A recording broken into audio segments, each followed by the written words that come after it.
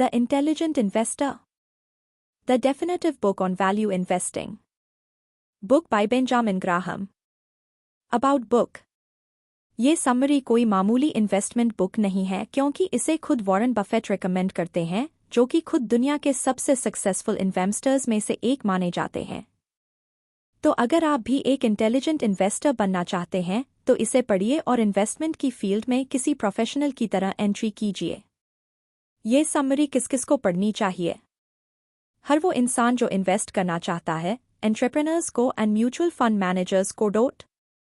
About this book. Intelligent investor एक ऐसी knowledge से भरी गाइड है जो फाइनेंशियल मार्केट में इन्वेस्ट करने वाले लोगों के बड़े काम आ सकती है।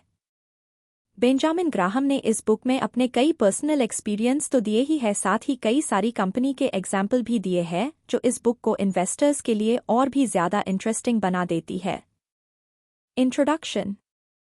इन्वेस्टमेंट पर लिखी ये बुक खुद वॉरेन बफेट रिकमेंड करते हैं, तो जाहिर है ये बुक ऐसे ही लोगों की फेवरेट बुक नहीं है। बेंजामिन ग्राहम जो इस बुक के ऑथर है और जो फादर ऑफ वैल्यू इन्वेस्टिंग भी कहे जाते हैं, उन्होंने अपनी इस बुक को कई ऐसी स्ट्रैटेजी शेयर की है ताकि इसे पढ़ने के बाद आप भी स्टॉक मार्केट को मात देकर बेहतर परफॉर्म कर सकते हैं। इस समरी में सब कुछ दिया है, बॉन्ड से लेकर स्टॉक्स, स्ट्रैटेजी, टैक्टिक्स, रिस्क और रिपोर्ट तक सब कुछ।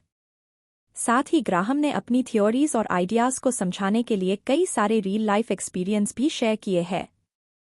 ये जानी मानी बुक किसी फाइनेंस मार्केट बाइबल से कम नहीं है, जो हर इन्वेस्टर्स को कम से कम एक बार जरूर पढ़नी चाहिए। Chapter 1। Investment versus speculation, results to be expected by the intelligent investor. Benjamin Graham इसमें इन्वेस्टर्स और स्पेक्यूलेटर्स की बात करते हैं और बताते हैं कि कैसे ये दोनों टर्म एक दूसरे के अपोजिट जाते हैं। साथ ही वो कुछ लेसन भी देते हैं ताकि रीडर्स कंफ्यूज होकर दोनों को एक ही ना समझ ले। ये दोनों टर्म काफी इंपॉर्टेंट है क्योंकि फाइनेंस मार्केट में आप अक्सर लोगों को या आप खुद भी इन दोनों के बीच कंफ्यूज होते हुए देख सकते हैं। तो हम बताते हैं, एक स्पेक्यूलेटर वो होता है जिसकी खुद की वेल्थ बिल्ड होने के चांस कम होते हैं क्योंकि वो दूसरों की वेल्थ बिल्ड करता है। ये लोग प्रॉफिट कमाने के लिए रिस्क लेने को तैयार रहते हैं और अपनी एजुकेशन और नॉलेज के बेसिस पर अंदाजे लगाते हैं कि मार्केट का रुख किस तरफ होगा। अब बात करते हैं इन्वेस्टर की। एक इन्वेस्टर इसके एकदम अपोजिट करता है। वो इन्वेस्ट करने से पहले स्टॉक्स को कैलकुलेट कर लेता है। वो अपने लिए वेल्थ बिल्ड करता है, ना कि दूसरे के लिए। वो जानता है कि स्टॉक के प्राइस ऊपर जा सकते हैं क्योंकि कोई और प्राइस से ज्यादा पे करने वाला है। इन्वेस्टर खुद के लिए पैसा कमाते हैं जबकि स्पेक्यूलेटर ब्रोकर के लिए पैसा कमाते हैं।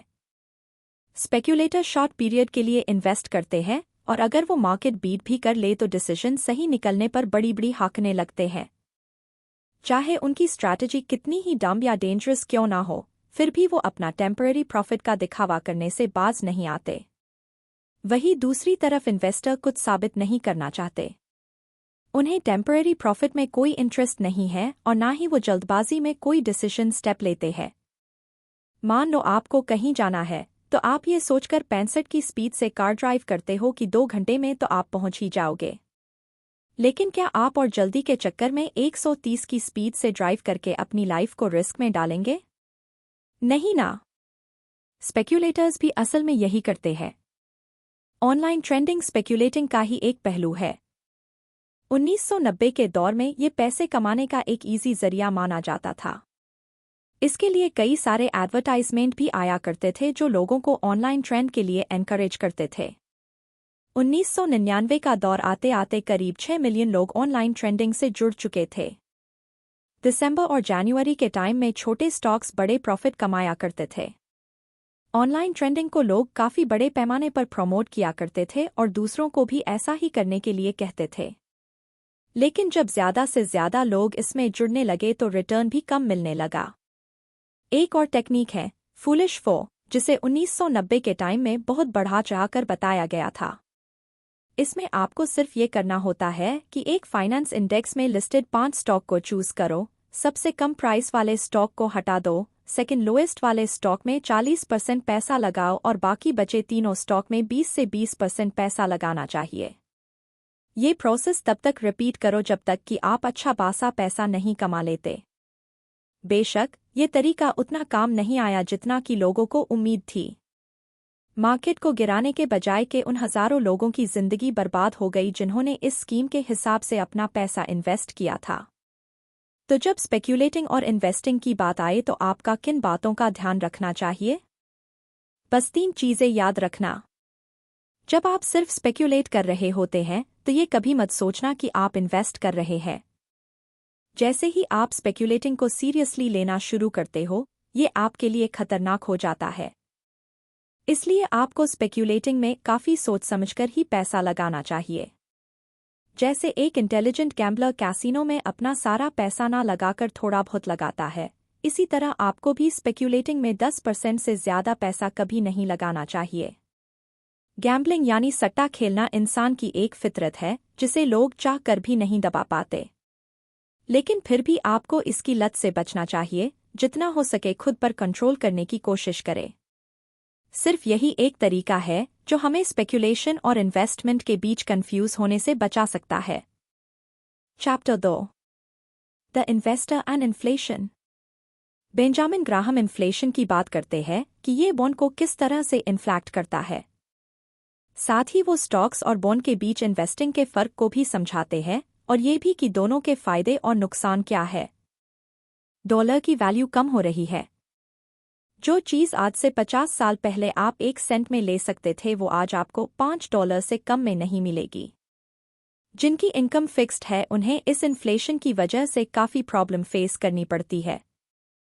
मान लो आज आप $2 में ब्रेड लेते हो और आप $5,000 कमाते हो जो कि आपकी फिक्स्ड इनकम है और आगे बढ़ने वाली नहीं है।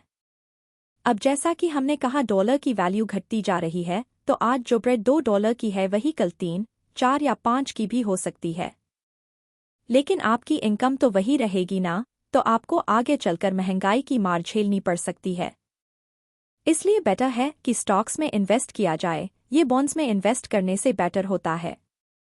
बॉन्ड वो इन्वेस्टमेंट है जहां आप पैसे लेने वाले यानी बोरोअर को एक स्पेसिफिक अमाउंट उधार पर देते हो जो आपको कुछ फिक्स टाइम के बाद इंटरेस्ट के साथ वापस मिल जाता है।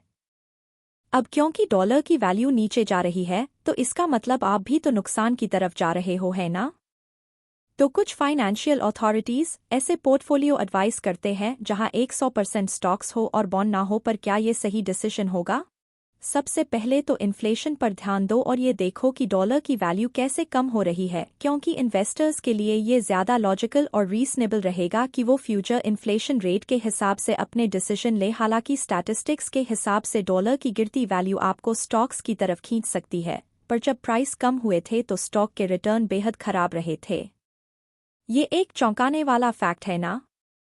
तो आपका प्लान ऑफ एक्शन क्या होना चाहिए? REIT और TIPS। REIT real estate investment trust होते हैं, यानी वो कंपनी जो प्रॉपर्टी से रेंट कलेक्ट करती है। इन्फ्लेशन के टाइम पर ये कंपनी अच्छा परफॉर्म करती है। TIPS यानी ट्रेजरी इन्फ्लेशन प्रोटेक्टेड सिक्योरिटीज या गवर्नमेंट बॉन्ड। जब इन्फ्लेशन आती है तो इनकी वैल्यू ऑटोमैटिकली ऊपर चली जाती है और इनमें जरा भी रिस्क शामिल नहीं है। एक इंटेलिजेंट इन्वेस्टर के तौर पर आपसे उम्मीद की जाती है कि आप सोच समझकर और लॉजिकल डिसीजन लेंगे जो सिर्फ पास्ट एक्सपीरियंस पर बेस्ड ना हो। लोग दावा करते रहते हैं कि स्टॉक्स पहले से ही बॉन्ड से ज्यादा पॉपुलर है, लेकिन ये डेटा जिस अमाउंट पर बेस्ड है वो 7 स्टॉक्स से भी कम का है। इसी बीच 1800 के दशक में 300 से भी ज्यादा कंपनी दिवालिया हो गई थी और JP मॉर्गन जैसी कंपनी किसी तरह सर्वाइव करती आई है। ये बड़ी हैरत की बात है, पर सच तो ये है कि हर बार सर्वाइव करने के लिए भी उन्हें कई बार फाइनेंशियल नुकसान झेलने पड़े। तो आखिर हम क्यों उम्मीद करें कि स्टॉक के फ्यूचर रिटर्न हमेशा पास्ट जैसे मिलने चाहिए? और अगर हर स्टॉक इन्वेस्टर इसी तरीके से सोचता रहा तो क्या स्टॉक्स ओवर प्राइस नहीं हो जाएंगे? अगर आपको ये चीज़ समझ नहीं आई तो इसे कुछ इस तरीके से समझो। माइकल जॉर्डन अपने टाइम के बेहतरीन बास्केटबॉल प्लेयर्स में से एक थे। शिकागो बुल्स ने उन्हें एक साल $34 मिलियन पे किया था और वो डिजर्व भी करते थे। लेकिन क्या उन्हें साल के $340 मिलियन या साल का 3.4 बिलियन पे करना सही डिसीजन होता? नहीं। इसी तरह अगर आपको लगता भी है कि स्टॉक्स अच्छा परफॉर्म करेंगे तो भी जो लोग उनमें इन्वेस्ट कर रहे होंगे लाखों की तादाद में होंगे। स्टॉक्स ओवरवैल्यूड रहेंगे और आपके हाथ कुछ नहीं लगने वाला। स्टॉक्स और बॉन्ड्स दोनों अलग है और दोनों के अपने फायदे नुकसान है और ये दोनों एक दूसरे के ऑल्टरनेट भी कभी नहीं हो सकते, इसलिए एक की खातिर दूसरे को पूरी तरह अवॉइड करना समझदारी नहीं होगी। Chapter 3 general portfolio policy. इस चैप्टर में बेंजामिन ग्राहम दो तरह की स्ट्रैटेजी के बीच का फर्क समझाते हैं ताकि आपका पोर्टफोलियो एक्टिव और पैसिव बना रहे। वो ये भी डिस्क्राइब करते हैं कि अगर कोई बॉन्ड्स में इन्वेस्ट कर रहा है तो उसे स्टॉक्स में कैसे इन्वेस्ट करना चाहिए और कैसे स्ट्रैटेजी बनानी चाहिए। पोर्टफोलियो बनाने के लिए दो तरह की स्ट्रैटेजी यूज होती है। पहले है एक्टिव या एंटरप्राइजिंग और दूसरी है पैसिव या डिफेंसिव। एक्टिव स्ट्रैटेजी में हम कई तरह के बॉन्ड, म्यूचुअल फंड और स्टॉक्स को रिसर्च करके सिलेक्ट करते रहते हैं। पर अगर आप पैसिव स्ट्रैटेजी चूज करते हैं तो आप एक परमानेंट पोर्टफोलियो क्रिएट करेंगे जिसे एक बार क्रिएट करने के बाद आपको और आगे एफर्ट करने की ज़रूरत नहीं पड़ती। फिजिकली एक्टिव अप्रोच ज़्यादा मुश्किल होता है क्योंकि इसमें आपको काफ़ी काम करना पड़ता है। इमोशनली डिफेंसिव स्ट्रैटेजी काफ़ी डिमांडिंग हो सकती है क्योंकि इसमें कई तरह के उतार चढ़ाव फेस करने पड़ सकते हैं। अगर आप डिफेंसिव इन्वेस्टर बनना चूज करते हैं तो सबसे पहले ये डिसाइड कर लो कि आपकी इन्वेस्टमेंट का कितना % स्टॉक्स में जाएगा और कितना बॉन्ड में। पर इसे करने का एक इफेक्टिव तरीका है, अपनी एज को 100 से माइनस कर लो, जो बचता है उतने % स्टॉक्स में रखो और बाकी बॉन्ड में। आप शायद सोच रहे होंगे कि इसका आपकी एज से क्या लेना देना है। वैसे आपने अच्छा सवाल पूछा। एक 80 साल का आदमी जिसे अच्छी पेंशन मिल रही है, उसके पास एक अच्छा घर है, बच्चे हैं जो उसका ध्यान रखते हैं, तो ऐसा आदमी अगर अपना सारा पैसा बॉन्ड में लगाएगा तो ये उसकी बेवकूफ़ी होगी। वही दूसरी तरफ एक 25 साल का यंग आदमी जो अपनी शादी और घर की फाउंड पेमेंट के लिए सेविंग कर रहा है, वो इस तरह का रिस्क ले ही नहीं सकता क्योंकि अगर स्टॉक मार्केट में कोई भी उथल पुथल हुई तो उसका सारा पैसा डूब जाएगा। तो बात यह है कि इन्वेस्टमेंट करने से पहले अपनी करंट सिचुएशन पर भी गौर करना ज़रूरी है। आपकी फाइनेंशियल कंडीशन और जिम्मेदारियां डिसाइड करेंगी कि आपको अपना पैसा कहाँ लगाना चाहिए। क्या आप सिंगल है? आपका पार्टनर क्या करता है? क्या आपके बच्चे हैं? क्या आपको कोई खानदानी पैसा मिलने की उम्मीद है? आप इन्वेस्टमेंट में ज़्यादा से ज़्यादा कितने तक का नुकसान बर्दाश्त कर सकते हैं? ये ऐसे इम्पोर्टेंट सवाल है जो आपको इन्वेस्टमेंट का रिस्क लेने से पहले एक बार खुद से पूछ लेने चाहिए। तो अगर आप अभी कम उम्र के हैं फिर भी रिस्क लेने से घबराते हैं तो आपको बॉन्ड में इन्वेस्ट करना चाहिए। लेकिन बॉन्ड एक तरह के नहीं होते। तो क्या ये टैक्सेबल होने चाहिए या टैक्स फ्री? शॉर्ट टर्म या लॉन्ग टर्म? बॉन्ड या बॉन्ड फंड? तो जवाब है कि सिर्फ टैक्स फ्री बॉन्ड खरीदना ही सही रहेगा। टैक्सेबल बॉन्ड खरीदने से आपकी मेहनत की कमाई गवर्नमेंट के हाथों में चली जाएगी। इंटरमीडिएट यानी बीच के टर्म वाले बॉन्ड में इन्वेस्ट करोगे तो बेटर रहेगा जो 5 से 10 साल में मैच्योर हो जाए। लेकिन शॉर्ट टर्म बॉन्ड में इन्वेस्ट कभी मत करना और बॉन्ड फंड या कई सारे बॉन्ड का एक कलेक्शन ज़्यादा बेटर ऑप्शन है। ये सस्ते और डेवस होते हैं। 2000 से 2002 के दौरान मार्केट में बड़ा क्रैश देखने को मिला जिसकी वजह से इन्वेस्टर्स को यकीन हो चला था कि स्टॉक मार्केट बेहद रिस्की है। लेकिन अब क्योंकि लोगों ने पहले की तरह इन्वेस्टिंग करनी कम कर दी थी तो रिस्क फैक्टर भी कम हो गया। तो अगर आप स्टॉक्स ज़्यादा प्रेफर करते हो तो आप कौन से स्टॉक लेना पसंद करोगे? पीटर लिंच जो कि एक फेमस म्यूचुअल फंड इन्वेस्टर है, बाय व्हाट यू नो यानी आप जिसके बारे में जानते हैं वो खरीदें के कंसेप्ट पर जोर देते हैं। वो इन्वेस्टर्स को ये मैसेज देना चाहते हैं कि उन्हें कॉमन नॉलेज के बेस पर स्टॉक्स डिस्कवर करने चाहिए। जैसे मान लो आपको कभी कोई बढ़िया रेस्टोरेंट मिल गया या एक अच्छा जीन्स का ब्रांड या कोई अच्छा टूथपेस्ट मिला तो आप ऐसी कंपनीज के स्टॉक्स में इन्वेस्ट कर सकते हो। वैसे ये आइडिया भी एक हद तक सही है। कई सारे इन्वेस्टर्स इसलिए भी मार्केट को बीट कर पाए क्योंकि उन्होंने उन्हीं चीज़ों में इन्वेस्ट किया था जिनके बारे में वो अच्छे से जानते थे।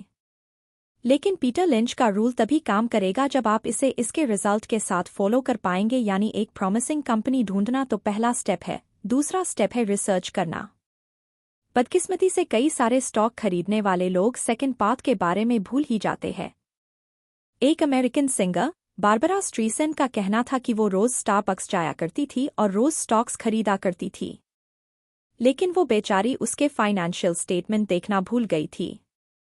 कई लोग Amazon.com में भी इन्वेस्ट करते हैं क्योंकि वो इस साइट को बहुत बार विजिट करते हैं, हालांकि उन्हें इसकी रिपोर्ट की कोई नॉलेज नहीं होती।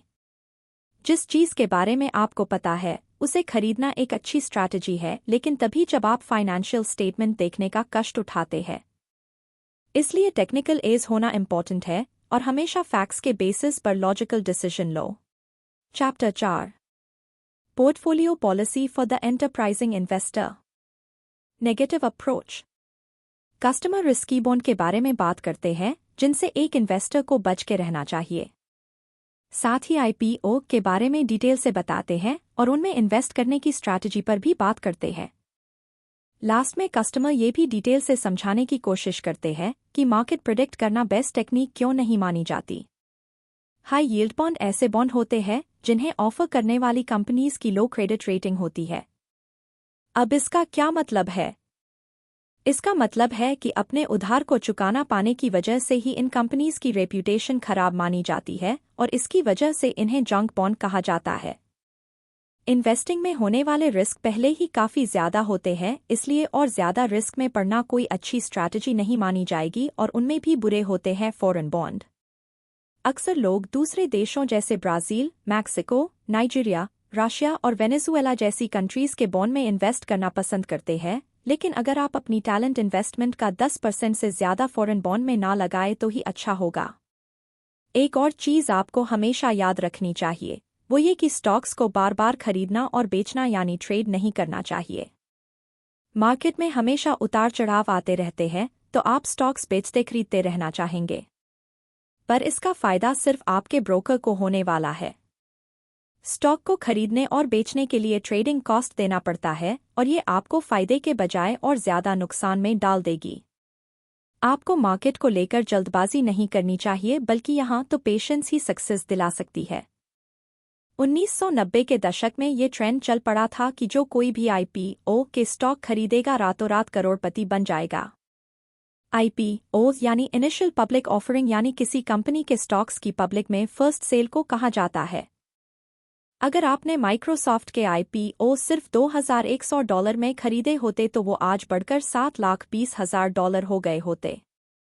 पर लोग ये भूल जाते हैं कि माइक्रोसॉफ्ट सक्सेस की ऊंचाइयों को छूने वाली हजारों में एक कंपनी है। हर कंपनी की किस्मत माइक्रोसॉफ्ट जैसी नहीं होती। फिर जब लिनक्स आई तो हर किसी को लगा कि ये दूसरी माइक्रोसॉफ्ट बनने वाली है। लेकिन अगर आप स्टैटिस्टिक्स पर नज़र डालें तो लिनक्स को हर डॉलर का 70% लॉस हो रहा था जो कंपनी में लगा था। पर फिर भी किसी तरह प्रोफेशनल इन्वेस्टर्स के हिसाब से कंपनी की वैल्यू करीब 12.7 बिलियन थी। अगर आपका पड़ोसी कभी आपसे आकर ये पूछे कि क्या आप उसके स्ट्रगल कर रहे नए बिजनेस में 12.7 बिलियन इन्वेस्ट करना चाहोगे, तो आपका जवाब क्या होगा? आप उसकी बात को सीरियसली लोगे या फिर उसे इग्नोर करते हुए अपने काम में लग जाओगे? आप इग्नोर ही करना चाहोगे, क्योंकि कोई भी किसी के नए बिजनेस के लिए इतना बड़ा रिस्क क्यों लेगा भला? तो IPO भी हर कंपनी के लिए बेस्ट वे नहीं होती है। एक आइडियल वर्ल्ड में इन्वेस्टर को स्टॉक्स तब तक होल्ड करके रखने चाहिए जब तक उसकी कम प्राइस चल रही हो और तब बेचना चाहिए जब वो ओवरप्राइस्ड हो जाए। लेकिन आप ये कैसे डिसाइड करेंगे कि आने वाले दिनों में मार्केट और भी नीचे जा सकती है, तो अभी अपने सारे स्टॉक्स बेचने सही रहेंगे? जाहिर सी बात है, आप फ्यूचर प्रेडिक्ट तो नहीं कर सकते। आप तो क्या, कई बार बड़े बड़े प्रोफेशनल इन्वेस्टर्स की प्रेडिक्शन भी गलत निकल जाती है। अगर पास्ट एक्सपीरियंस देखें तो हमें पता चल जाएगा कि क्या बेचना चाहिए और क्या खरीदना। लेकिन रियल टाइम में चीज़ें काफ़ी अलग होती है। इसलिए पास्ट एक्सपीरियंस के बेस पर प्रेडिक्शन करने की गलती कभी ना करें, क्योंकि जो पास्ट में हुआ था ज़रूरी नहीं फ्यूचर में भी होगा। क्या आपको मार्केट की डाइवर्स रेंज में इन्वेस्ट करना चाहिए, यानी अलग अलग टाइप के स्टॉक्स में, या फिर आप अपने सारे पैसे एक ही स्टॉक्स में इन्वेस्ट करना पसंद करेंगे? आपको पता है, अमेरिका के अमीर लोगों ने तो एक सिंगल इन्वेस्टमेंट से ही अपनी सारी दौलत कमाई है। तो यानी अपने पैसे इधर-उधर डालने के बजाय एक सिंगल स्टॉक में लगाना ही बाइस डिसीजन होगा। और बात जब स्टॉक की हो तो आपकी फॉरेन पॉलिसी क्या होनी चाहिए? US के बाहर इन्वेस्टमेंट करने में कोई हर्ज नहीं है। कोई नहीं बता सकता कि फ्यूचर में विदेश में क्या होगा या अपने देश में क्या होगा। इसलिए अच्छा यही होगा कि एक लेस रिस्की पोजीशन में रहा जाए, क्योंकि ये ज़रूरी नहीं कि इन्वेस्टमेंट के लिए यूएस मार्केट ही हमेशा बेस्ट चॉइस साबित होगी।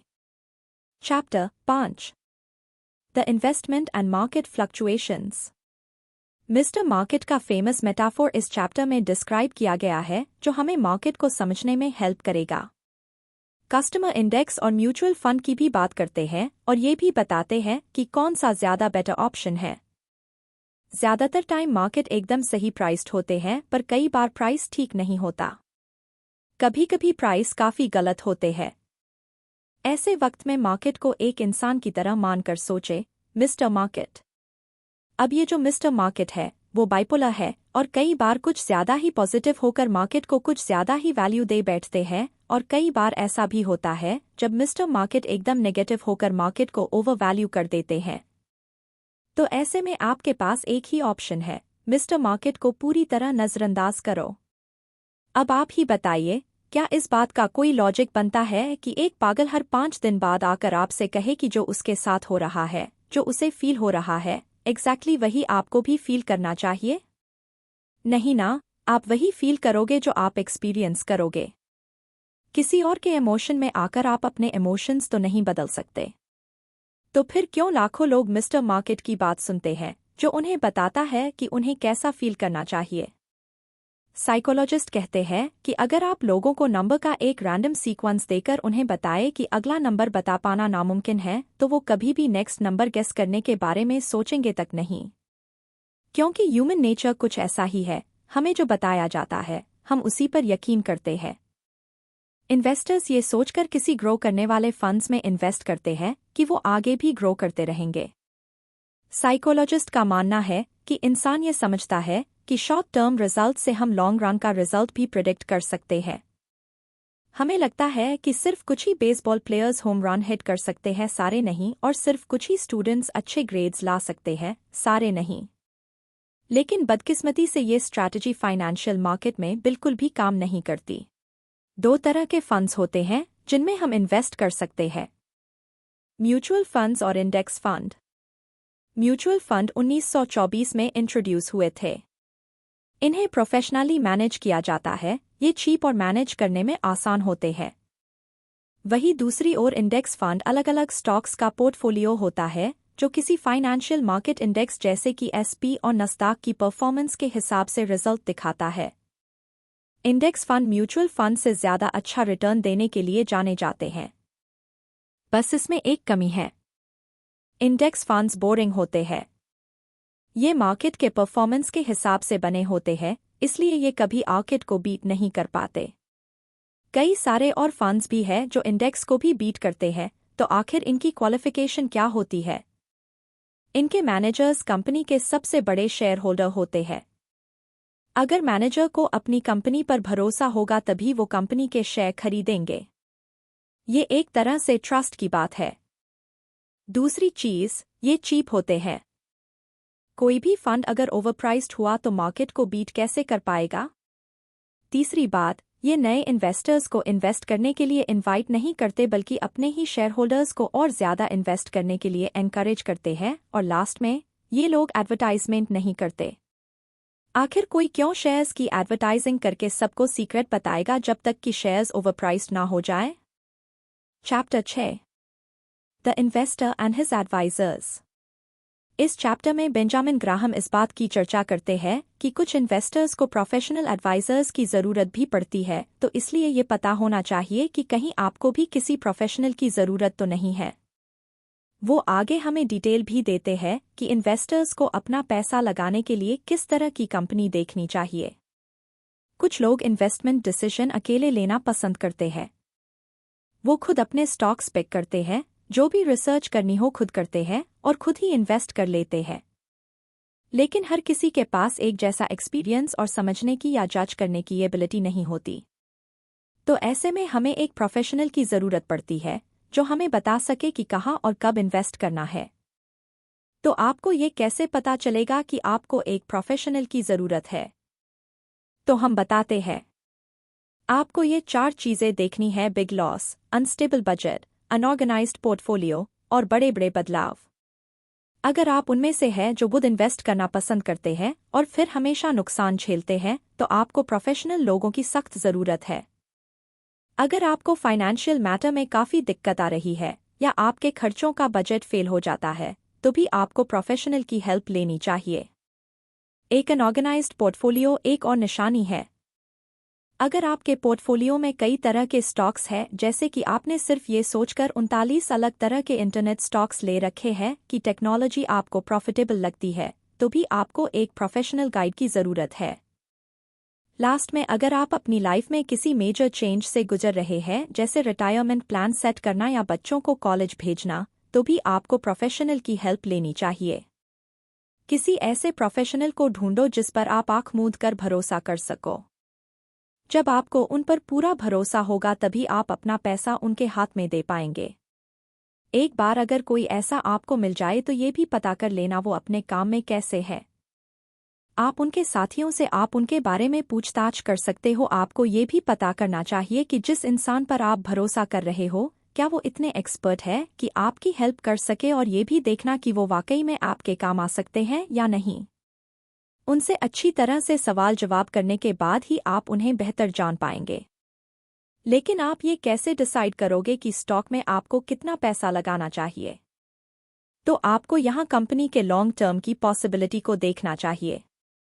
कम से कम 5 सालों की रिपोर्ट चेक करो और पता लगाओ कि कंपनी आगे चलेगी भी या नहीं। दूसरी चीज़, आपको ये भी पता होना चाहिए कि कंपनी कैसे मैनेज होती है। मैनेजर्स को इकोनॉमी को दोष देने के बजाय अपनी गलतियां और फेलियर को स्वीकार करना चाहिए। साथ ही आपको कंपनी की फाइनेंशियल ताकत, यानी वो कितनी फाइनेंशियली स्ट्रांग है, ये पता होना चाहिए। इसका मतलब यह है कि आपको ये चीज़ पक्का करना है कि कंपनी जितना यूज़ करती है, उससे ज़्यादा कैश प्रोड्यूस करे। कंपनी ऐसी पोजीशन में कभी ना रहे कि जहां इस पर बड़ी बड़ी लायबिलिटी और देनदारी हो और ये अपने खर्चे भी ना उठा सके, क्योंकि आपको एक ऐसी कंपनी चाहिए जो प्रॉफिट पर चलती हो। Chapter 7 things to consider about पर share earnings. Benjamin Graham short term earnings की बात करते हैं और बताते हैं कि ये कैसे हमारे लिए बेहद धोखेबाज साबित हो सकते हैं। वो आगे ऐसी 4 कंपनी का एग्जाम्पल भी देते हैं जो हमें ये समझने में हेल्प करेगी कि शॉर्ट टर्म रिपोर्ट क्या कर सकती है। यहाँ आपके लिए ऐसी 2 सलाह है जो आपको कभी नहीं भूलनी चाहिए। एक सिंगल ईयर की अर्निंग को ज़्यादा सीरियसली मत लो। 2, अगर आप शॉर्ट टर्म अर्निंग पर ध्यान देते हो तो पहले ये देख लो कि कहीं कोई जाल या छुपा हुआ रिस्क ना हो। इसका मतलब ये है कि कई सारी कंपनी इन्वेस्टर्स को धोखे में रखने के लिए कंपनी फाइनेंशियल रिपोर्ट के साथ छेड़छाड़ करती है। तो इस बात का पता लगाने के 2 तरीके हैं। एक, रीड बैकवर्ड्स, यानी आप लास्ट पेज पहले पढ़ो, फिर फ्रंट पेज पढ़ो। हो सकता है कि कंपनी जो इन्वेस्टर्स से छुपाना चाहती है, वो शायद आपको लास्ट पेज में मिल जाए।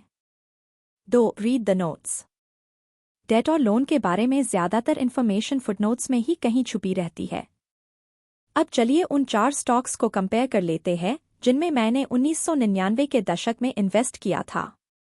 ये कंपनी है इमर्सन इलेक्ट्रिक को, EMC corp, Expeditors International of Washington INC और एक्सोडस कम्युनिकेशंस इनकॉर्पोरेटेड। इनमें से सबसे महंगे स्टॉक्स थे इमर्सन इलेक्ट्रिक के, जो बाद में सबसे सस्ते हो गए थे क्योंकि स्टॉक्स ने अंडर परफॉर्म किया था। लेकिन कंपनी का क्या? ये कंपनी $1 बिलियन का सामान बेचती थी और टाइम के साथ इसकी अर्निंग भी काफ़ी बढ़िया तरीके से बढ़ रही थी। EMC कॉर्प के स्टॉक्स 1990 के दशक में बेस्ट परफॉर्मिंग स्टॉक्स हुआ करते थे, जो करीब 81,000% तक बढ़े थे। हालांकि उनका प्रॉफिट 1995 और 1999 के दौरान थोड़ा बहुत नीचे आया था, पर इसके बावजूद ये एक हाईली प्रॉफिटेबल स्टॉक रहा। एक्सपेडिटर्स इंटरनेशनल साल के अंत में अचानक ही ऊपर चढ़ा, पर तब तक उतना अच्छा परफॉर्म नहीं कर रहा था। हालांकि इस बात में कोई शक नहीं है कि ये एक एक्स्ट्राऑर्डिनरी बिजनेस है और इन्वेस्टर्स के बीच उतना पॉपुलर नहीं है। एक्सोडस कम्युनिकेशंस ने भी अच्छी खासी बढ़त दिखाई थी। 1 साल के अंदर ही इसने $10,000 की इन्वेस्टमेंट को $1,10,000 में बदल दिया था। और 1999 के बाद क्या हुआ? ये सारी कंपनी या तो दिवालिया हो चुकी थी या 1999 में इनके प्राइस काफ़ी डाउन आ चुके थे। अब ये एक्सपेक्ट करने का कोई कारण नहीं है कि जो कंपनी शॉर्ट टर्म में अच्छा परफॉर्म कर चुकी है वो अब आगे भी हमेशा करती रहेंगी। आपको पहले कई सारी कंपनी की फाइनेंशियल रिपोर्ट देखनी चाहिए और ये चेक करना चाहिए कि कंपनी कितने सालों से कंसिस्टेंट रही है। कुल मिलाकर आपको रिपोर्ट में दी गई हर एक लाइन पर गहराई से सोच विचार करना पड़ेगा। Chapter -8 stock selection for the defensive investor.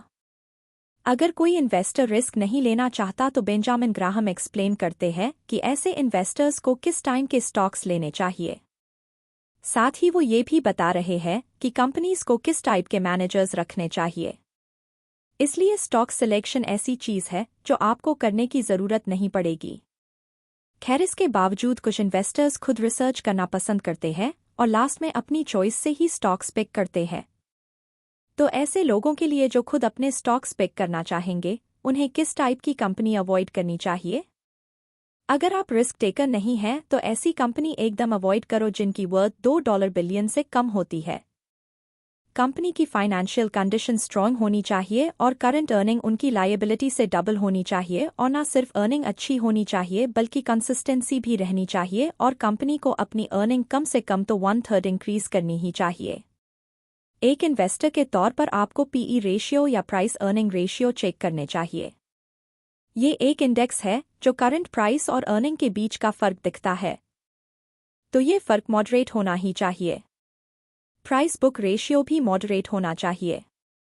ये प्राइस अर्निंग रेशियो की तरह ही है लेकिन साथ ही इसमें लायबिलिटी और डेट भी आते हैं और ये 1.5 से ज्यादा नहीं होना चाहिए। स्टॉक पिक करना एक स्किल है जो हर किसी को नहीं आती, ये स्किल सीखनी पड़ती है। जैसे म्यूजिशियन कंसर्ट से पहले प्रैक्टिस करते हैं या एथलीट कंपटीशन से पहले खुद को तैयार करता है, ऐसे ही स्टॉक पिकिंग में भी प्रैक्टिस की जरूरत पड़ती है। आप चाहे तो हाइपोथेटिकली शेयर्स और स्टॉक्स खरीदकर अपने रिटर्न ट्रैक कर सकते हो और फिर उसके बाद ही डिसाइड करो कि आप रील में इन्वेस्ट करने के लिए रेडी हो या नहीं। ऐसी कई वेबसाइट अवेलेबल है जिन पर जाकर आप रिवॉर्डिंग स्टॉक्स का पता लगा सकते हो। एक और बात का ख्याल रखो कि बिजनेस कौन चला रहा है। ये लोग ऐसे होने चाहिए जो मैनेजर की तरह बल्कि कंपनी के ओनर की तरह सोचते हों। इसका पता लगाने के लिए आपको ये पता करना होगा कि कंपनी की रिपोर्ट समझ में आती है या नहीं आती। अगर आती है तो मतलब कंपनी का ओनर एक अच्छा बॉस है। दूसरी चीज, ये देखो कि कहीं कुछ ऐसा तो नहीं है जो अजीब लगे और जो बार बार हो रहा हो, तो ये समझ जाना कि ये कंपनी इन्वेस्टमेंट के लिए ठीक नहीं है। Chapter 9 convertible issues and warrants. Benjamin Graham convertible bond के बारे में बताते हुए कहते हैं कि कैसे इनमें हमें बॉन्ड और कॉमन स्टॉक्स दोनों के फायदे मिलते हैं। साथ ही एक इन्वेस्टर को इन्वेस्टिंग से पहले 4 तरह की कंपनीज के बारे में जानना चाहिए। कन्वर्टिबल बॉन्ड एक तरह का बॉन्ड है जो कुछ कॉमन स्टॉक्स और इक्विटी शेयर्स में कन्वर्ट की जा सकती है। आप चाहो तो बॉन्ड अपने पास रखकर उसका इंटरेस्ट लेते रहो या फिर उसे किसी कॉमन स्टॉक के बदले एक्सचेंज कर दो, लेकिन क्योंकि इसी वजह से इसमें इंटरेस्ट रेट भी कम होता है। लेकिन अगर इसे स्टॉक में बदला जाए तो रिटर्न कॉमन स्टॉक से कहीं बेटर मिलते हैं। ये एक तरह से आम के आम गुठलियों के दाम वाली बात है क्योंकि इसमें रिस्क ना के बराबर है और प्रॉफिट भी अच्छा मिलता है। तो बात अगर कंपनीज की करें तो 4 तरह की कंपनी होती है जिस पर आपको ध्यान देना है। एक ओवरप्राइज्ड कंपनी। 2 कुछ कंपनीज का एक एम्पायर। 3 एक छोटी फर्म जो बड़ी फर्म को टेक ओवर करती हो। 4 किसी बेकार कंपनी की इनिशियल पब्लिक ऑफरिंग। यूजन टेक्नोलॉजी भी एक ऐसी ही कंपनी थी। इसकी वर्थ थी 192.9 बिलियन और ये वर्ल्ड की 12वें नंबर की मोस्ट वैल्यूएबल कंपनी मानी जाती थी। पर अगर आप रिपोर्ट्स थोड़ा ध्यान से देखें तो पाएंगे कि ल्यूसेंट ने एक सप्लायर क्रोमैटिस नेटवर्क्स को 4.8 बिलियन में खरीद लिया था। कंपनी कोई रेवेन्यू जनरेट नहीं कर रही थी और उनके पास मुश्किल से 150 एम्प्लॉयीज थे। ऊपर से कंपनी ने 1.5 बिलियन का लोन दे रखा था। 2001 में कंपनी ने क्रोमैटिस डिवीजन बंद कर दिया था। एक और ऐसी ही कंपनी है टाइको इंटरनेशनल लिमिटेड, जिसकी वैल्यू 2001 में $114 बिलियन थी, पर इसके बावजूद कंपनी ने $750 मर्जर या रीस्ट्रक्चरिंग के लिए खर्च कर डाले थे। तो एक इंटेलिजेंट इन्वेस्टर होने के नाते आपको ये सारे सवाल पूछने चाहिए और फाइनेंशियल रिपोर्ट देखने चाहिए। जो भी फाइनेंशियल रिपोर्ट चेक करे उसे इस तरह के रिस्की बिजनेस में पैसा कभी नहीं लगाना चाहिए। जैसा कि एक्सपेक्टेड था, 2002 में टाइको को 9.4 बिलियन का नुकसान उठाना पड़ा। एक इंटेलिजेंट इन्वेस्टर होने के नाते आपसे उम्मीद की जाती है कि आपको ये पता होना चाहिए कि कंपनी कब ओवरप्राइस्ड है। बेशक ऊपर से कंपनी का ग्रोथ लगे पर थोड़ी बहुत रिसर्च करोगे तो आपको खुद ही कमियों का पता चल जाएगा। Chapter 10 a comparison of 8 pairs of companies. Benjamin Graham कुछ कंपनीज का एग्जाम्पल लेते हुए ये डिस्क्राइब करने की कोशिश करते हैं कि शॉर्ट टर्म रिपोर्ट अक्सर इन्वेस्टर्स को धोखे में डालती है। साथ ही वो उस जिम्मेदारी पर भी फोकस करते हैं जो कंपनी की अपने शेयर होल्डर्स के प्रति होनी चाहिए। वो डिटेल से बताते हैं कि क्यों किसी कंपनी का शेयर होल्डर होने के नाते ये इम्पोर्टेंट है कि कंपनी आपके साथ ऑनेस्ट का बर्ताव करे। बेंजामिन ग्राहम यहाँ अपनी बात रिस्क का टॉपिक लेते हुए खत्म करते हैं कि रिस्क इन्वेस्टर्स के साथ जुड़े हैं ना कि स्टॉक्स के साथ। एक बात याद रखना, अच्छी स्टॉक जैसी कोई चीज नहीं होती। सिर्फ अच्छे स्टॉक प्राइस होते हैं जो आते जाते रहते हैं।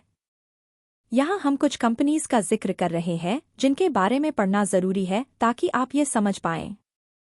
Cisco and Cisco. 2000 में सिस्को दुनिया की मोस्ट वैल्यूएबल कॉरपोरेशन बन गई थी। कंपनी अपना डेटा इंटरनेट पर मैनेज करती थी। अपनी मेजर सक्सेस के कोई 10 साल बाद जाकर ये कंपनी पब्लिक हुई थी। वहीं दूसरी तरफ एक और कंपनी है सिस्को कॉर्प। ये किचन को फूड सप्लाई करती है। अगर आप किसी भी आम आदमी से इन दोनों कंपनीज के बारे में पूछोगे तो वो सिस्को में इन्वेस्ट करने को बोलेगा। हमारे माइंड में जो मेंटल इमेज बनी है उसके हिसाब से ही हम बगैर छानबीन किए डिसीजन ले लेते हैं। लेकिन अगर आप गहराई से जांच पड़ताल करो तो जानते हो क्या पता चलेगा? सिस्को की ग्रोथ एक्विजिशन की वजह से हुई है। वही सिस्को ने भी इसी दौरान कुछ कंपनीज को अपने अंडर लिया था, हालांकि उन्होंने काफी कम अमाउंट पे किया था। चलो एक और एग्जाम्पल लेते हैं। याहू एंड यम। 1999 में याहू लॉन्च होते ही 1 महीने के अंदर अंदर डबल हो गई थी। इसके 90% स्टॉक एम्प्लॉयीज के पास थे और हजारों लोग तब याहू के शेयर खरीदना चाहते थे। वहीं दूसरी तरफ यम ने याहू का 17 गुना ज्यादा कमाया, इसके बावजूद इसकी वैल्यू बेहद कम बढ़ी। तो शॉर्ट टर्म कॉन्टेस्ट याहू ने जीता, जिनकी अर्निंग एक ही महीने में बढ़ती गई। आखिर लास्ट में अर्निंग ही मैटर करती है क्योंकि याहू की अर्निंग यम से कहीं आगे थी। CMGI and CGI। 2000 में CMGI को 1126 का गेन हुआ था। वहीं दूसरी तरफ CGI एक कोल्ड स्टॉक थी। इसकी नेटवर्थ इनकम नीचे गिरती जा रही थी कि अचानक चीजें एकदम से रिवर्स गियर में चलने लगी जब इसके स्टॉक में 43% की बढ़ोतरी हुई। Chapter 11 red hat and brown shoe. Red hat Linux software का एक डेवलपर था जिसने शुरुआत में $7 पर शेयर ऑफर किया और बाद में इसे 272% का प्रॉफिट हुआ। वहीं अगर ब्राउन शू की बात करें तो ये एक होलसेल शू मैन्युफैक्चरर था जिसके स्टॉक्स काफी नीचे चल रहे थे। लेकिन ऐसा क्यों था? रेड हैट का नाम तो काफी कूल था ही, साथ ही इसके पास इंटरनेट और सॉफ्टवेयर जैसी पावर भी थी। हालांकि इनकी वैल्यू आगे और नहीं बढ़ी। इन सारे एग्जाम्पल्स से आपको जो चीज़ समझ में आई वो ये कि किसी भी कंपनी का स्टेटस हमेशा एक जैसा नहीं रहता। कुछ कंपनीज 1 या 2 महीने के टाइम में बढ़िया परफॉर्म करती है या साल में भी, पर लॉन्ग रन में फेल हो जाती है। जबकि कुछ कंपनीज जो हमें लगता है कि अच्छा कर रही है कई बार ओवरवैल्यूड होती है। तो पहले ये सब कमियां चेक करें, उसके बाद ही इन्वेस्ट करें। एक इन्वेस्टर के तौर पर आपको ये ध्यान रखना है कि शेयर खरीदते वक्त आप भी कंपनी के ओनर बन जाते हो, फिर उस कंपनी का बोर्ड ऑफ डायरेक्टर हो या फिर CEO, हर कोई आपके प्रति जवाबदेह होता है। अगर आपको कंपनी के मैनेजमेंट का तरीका पसंद नहीं है तो आपका हक है कि आप मैनेजर से जवाब सवाल करो या फिर आप प्रॉपर्टी को बेचने की डिमांड भी कर सकते हो। आज की डेट में इन्वेस्टर्स स्टॉक्स खरीदने में सारा टाइम लगा देते हैं, बेचने में उससे भी कम और स्टॉक्स को होल्ड करने में तो जरा भी यकीन नहीं करते। कुछ इन्वेस्टर्स कंपनी को पूरी आज़ादी देते हैं कि वो अपने एग्जीक्यूटिव को ज्यादा पे करे। एप्पल के फाउंडर स्टीव जॉब्स 1997 में वापस कंपनी के चीफ एग्जीक्यूटिव बनके लौटे थे। क्योंकि वो पहले से अमीर थे तो उन्होंने कहा कि वो साल में सिर्फ $1 सैलरी के तौर पर लेंगे।